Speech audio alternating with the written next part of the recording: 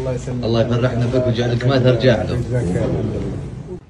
Saudi আরবের রাজপরিবারের সদস্য এবং স্লিপিং প্রিন্স নামে পরিচিত যুবরাজ আল ওয়ালিদ বিন খালেদ বিন মুসাইদ আল সৌদের দীর্ঘ ২০ বছরের কোমার জীবন শেষে পরপারে চলে যাওয়ার খবর শোকাহত করেছে গোটা মধ্যপ্রাচ্যকে।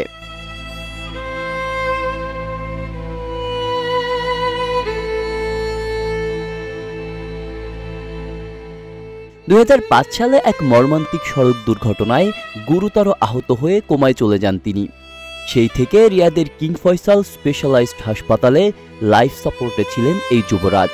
দীর্ঘ সময় ধরে চলা এই কোমার মধ্যেও পরিবারের ভালোবাসা, চিকিৎসকদের চেষ্টা আর পুরো দেশের প্রার্থনা তাকে এক আবেগঘন চরিত্রে পরিণত করেছিল।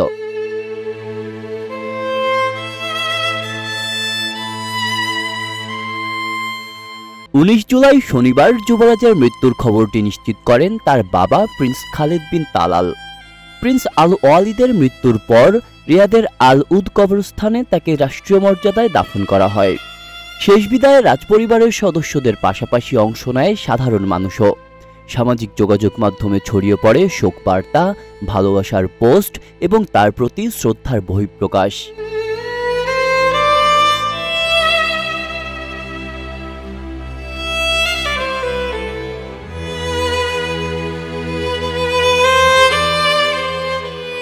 প্রিন্স আল ওয়ালিদ ছিলেন প্রয়াত সৌদি বাদশাহ কিং খালিদ বিন আব্দুল আজিজ আল সৌদের নাতি। তার পিতা প্রিন্স খালিদ বিন মুসাইদ ১৯৮৫ সালে এক বিমান দুর্ঘটনায় প্রাণ হারান। ছোট বয়সেই বাবাকে হারানো এই যুবরাজ পরে নিজেও একটি ভয়াবহ দুর্ঘটনার শিকার হন, যা তাকে নিয়ে যায় দীর্ঘ এক নিস্তব্ধ জীবনে।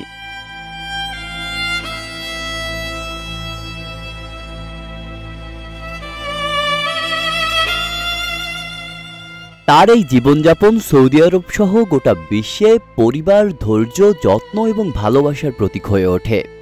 কোমায় থেকেও প্রতি মুহূর্তে তার পাশে ছিল পরিবার, যা আজকের যুগে নিঃস্বার্থ ভালোবাসার এক বিরল দৃষ্টান্ত।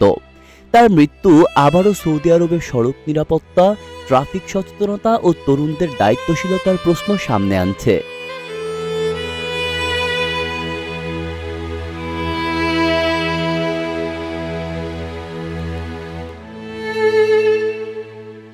একজন কোমায় থাকা মানুষও কিভাবে জাতির আবেগ, ভালোবাসা ও মানবিকতা জাগিয়ে তুলতে পারেন, প্রিন্স আল ওয়ালিদ তার উজ্জ্বল প্রমাণ। আজ তিনি নেই, কিন্তু তার গল্প রয়ে যাবে মানুষকে ভালোবাসা, আশাবাদ ও সংহতির বার্তা দিতে।